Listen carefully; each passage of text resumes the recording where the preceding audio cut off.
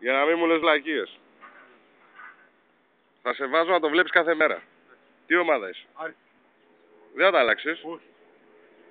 Τον έχω στο βίντεο τώρα. Μη μας πει αύριο Παναθηναϊκός και τέτοια. Άρης.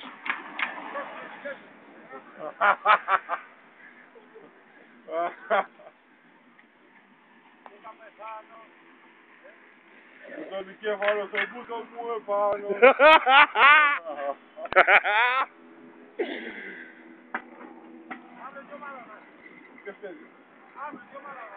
Αύριο. Σήμερα έχει Άρης, αύριο. Τάνκι.